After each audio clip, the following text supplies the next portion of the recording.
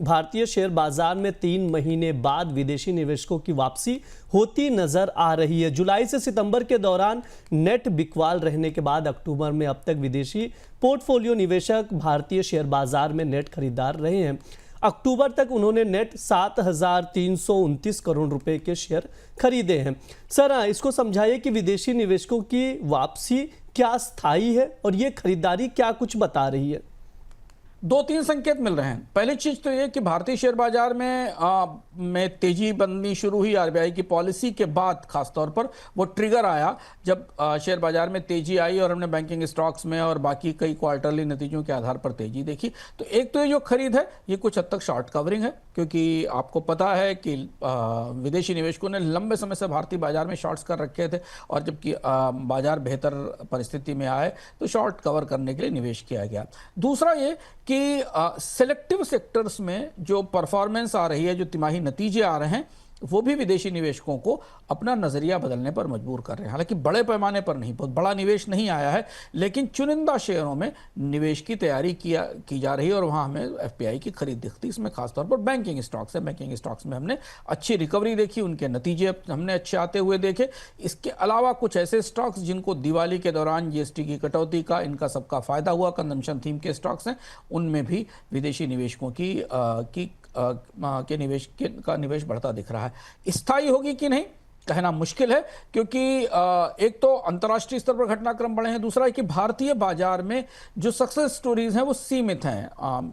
विदेशी निवेशकों के पसंदीदा आईटी और तकनीक स्टॉक्स की परिस्थिति बहुत अच्छी नहीं है दुनिया के बाजारों के घटनाक्रम के कारण। तो ये देखना होगा कि विदेशी निवेशक अगर इसको वापसी करते हुए दिखाई देते हैं बाजार में, तो वो किन सेगमेंट्स को और किन सेक्टर्स को चुनते हैं, क्योंकि वहीं से फिर आने वाले दिनों में बाजार में निवेश की दिशा तय होगी।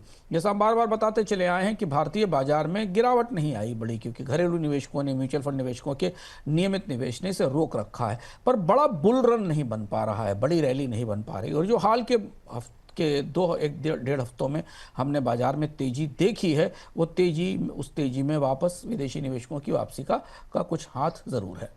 कैपिटल मार्केट रेगुलेटर सेबी ने म्यूचुअल फंड स्कीमों को प्री आईपीओ शेयरों में निवेश से रोक दिया है। म्यूचुअल फंड को सिर्फ एंकर निवेश के तौर पर या आईपीओ में निवेश की अनुमति होगी।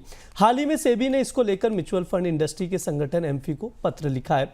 सर, ऐसे में सवाल यह उठता है कि सेबी ने प्री आईपीओ प्लेसमेंट में म्यूचुअल फंड को क्यों रोका और डर क्या है?